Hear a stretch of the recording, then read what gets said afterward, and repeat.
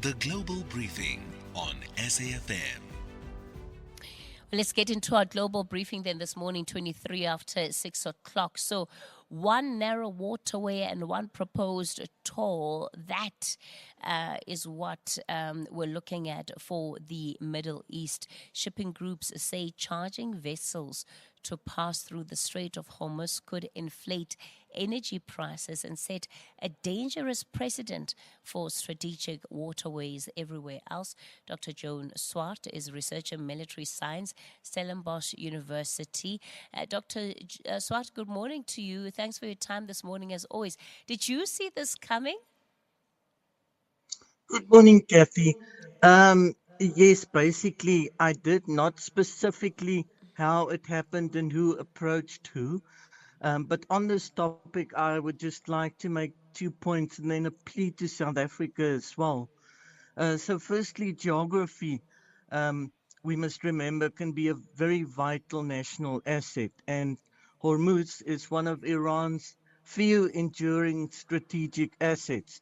So, this allows it to influence global energy markets and international political calculations, despite being weaker militarily and economically than, for instance, the US. So, what I'm trying to say is not only is the Strait a way for Iran to ensure their existence, but also a source of income after the decades of sanctions and assets that and their assets being frozen. The second point, and this comes back to um, the charges or the complaints being laid, it's legal interpretations. So the legal position, I think, is often misunderstood. The Strait of Hormuz is not international waters in the strict legal sense. The narrowest channel lies within the territorial waters shared by Iran and Oman.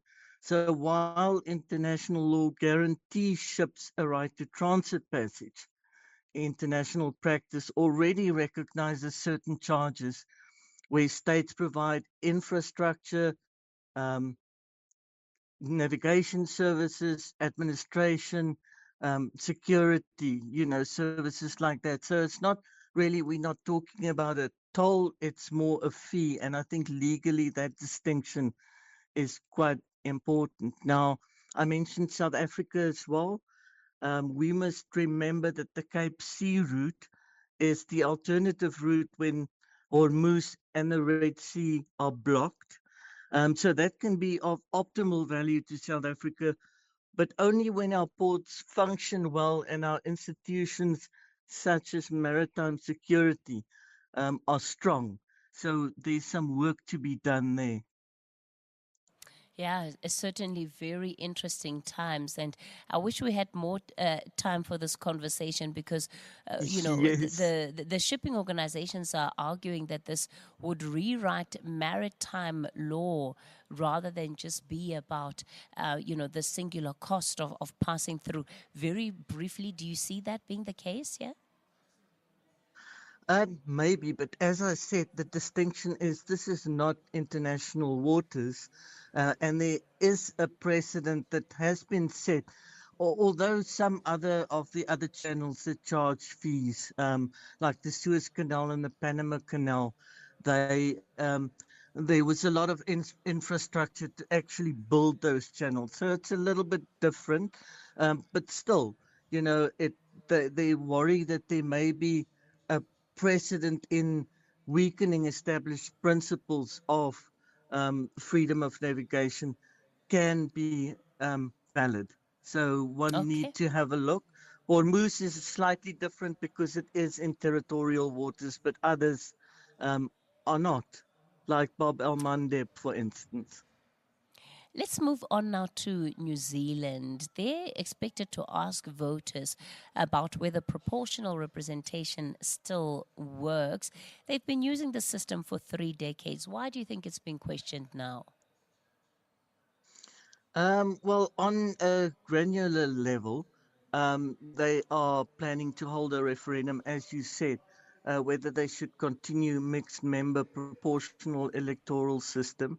which replaced, and this is important, the first past the post called system, uh, which is, just to explain to your listeners, we've got kind of a mix between the two. We've got um, also a mixed member proportional electoral system if we look at the elections coming now, which means that in every ward there's a person that would win with a 50 plus one votes, and they will become the councillor.